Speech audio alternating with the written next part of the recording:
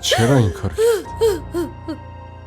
من که از اول گفتم که پای یکی دیگه در میونه.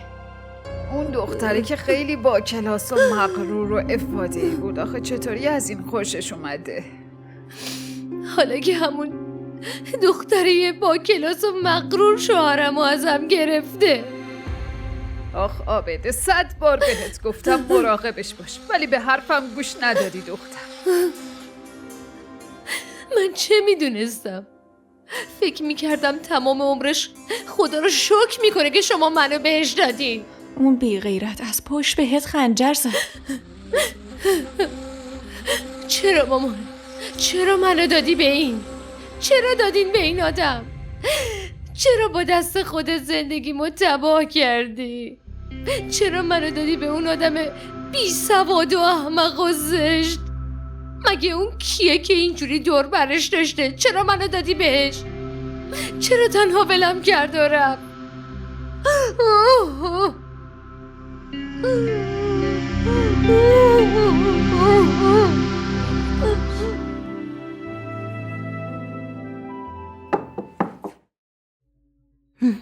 شنیدی این شوهر آبجی آبده اونو طلاق داده؟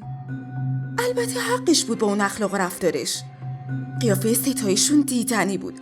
فکر کردن هرچی بخوان همون میشه. چه کارایی که با شما نکردن. خدا بهشون نشون داد تا بچهش به دنیا اومد مهر طلاق خورد روی پیشونیش. الان کجای این اتفاق خوشحالی داره؟ چرا؟ حقشون نبود که اینجوری مجازات بشن؟ کی به شما حق قضاوت داده؟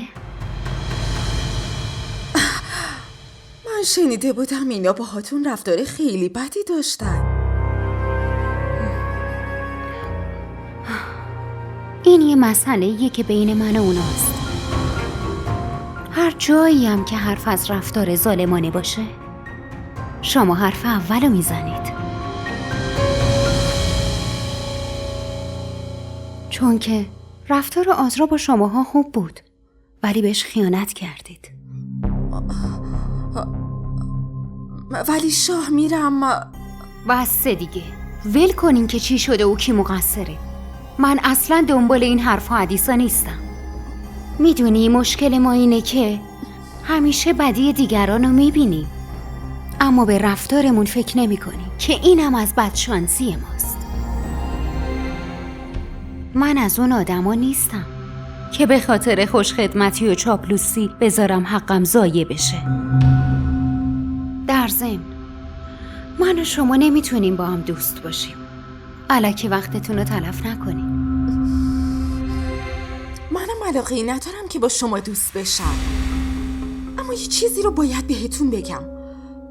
وقتی انقدر ادعای انصاف دارین، پس چرا پسر یه مادر بیوه رو با خودتون بردین دبی؟ همین پاکستان بمونین و باهاش زندگی کنین. اولا من تو این خونه موندم و تلاش کردم که اونا از رفتارم راضی باشن. عروس بزرگم، خونه جدا حقم بود. دومین مسئله اینه که این وظیفه پسر خانواده است که مراقب و مواظب خواهر و مادرش باشه. هر طور خودش میدونه این وظیفه عروس نیست. و سوماً درسته که من هیچ رابطه‌ای با اینا نداشتم، ولی شوهرم ساعتها با مادرش حرف میزد و از حال و احوالشون باخبر بود. اینکه ماهانه چقدر براشون میفرستاد مسئله‌ایه که بین خودشونه. مشکل من با اونا فقط سر بی احترامی بود و درخواست من فکر نمی کنم توقع بی جایی بوده باشه. الان که ازشون دورین، گفتن این حرف آسونه. اگه راست میگین برگردین.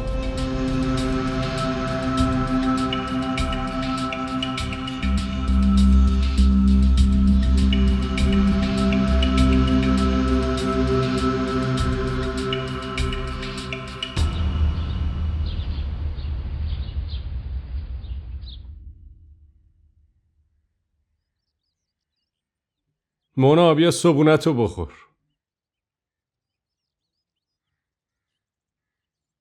چایی خوردم، گرسنه نیستم.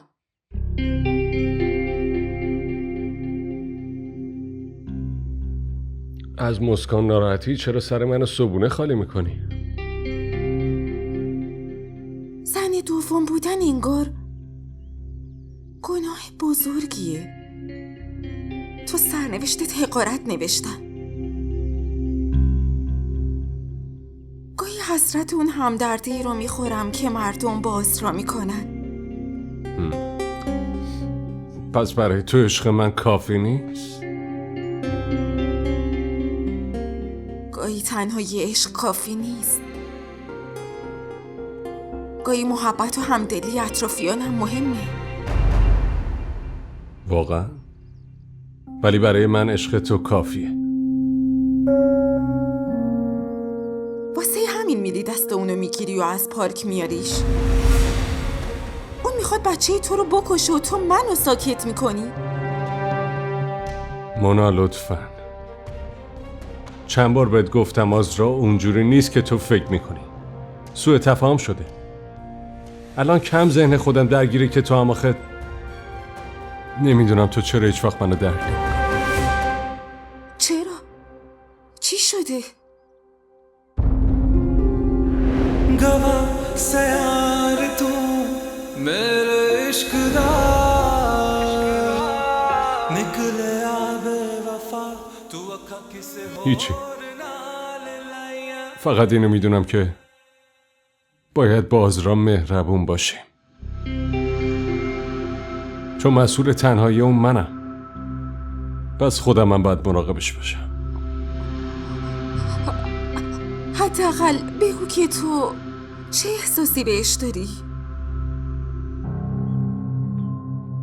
این احساسو دارم که نباید بیشتر از این بهش ظلم کنیم. همین.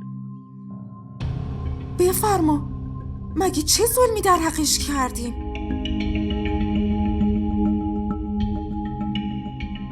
مونا چیزیو که باید میگفتم و میفهموندم بهت گفتم. یه چیز دیگرم فراموش نکن. من هیچ وقت آزرا رو ول نمی کنم. هیچ وقت. تو سعد زندگی من این، ولی آزرا هم همین حقو داره. بیشتر از این بهش ظلم نمی کنم. امیدوارم که درکم کنی.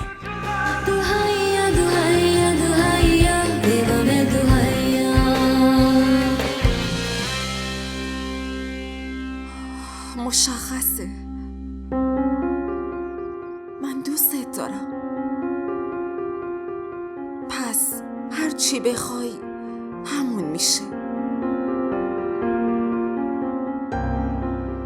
من برم.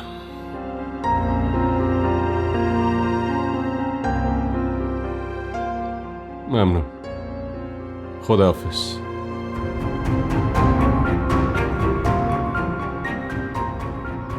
یه چیز دیگرم فراموش نکن. من هیچ وقت آزرا رو ول نمی‌کنم. هیچ وقت.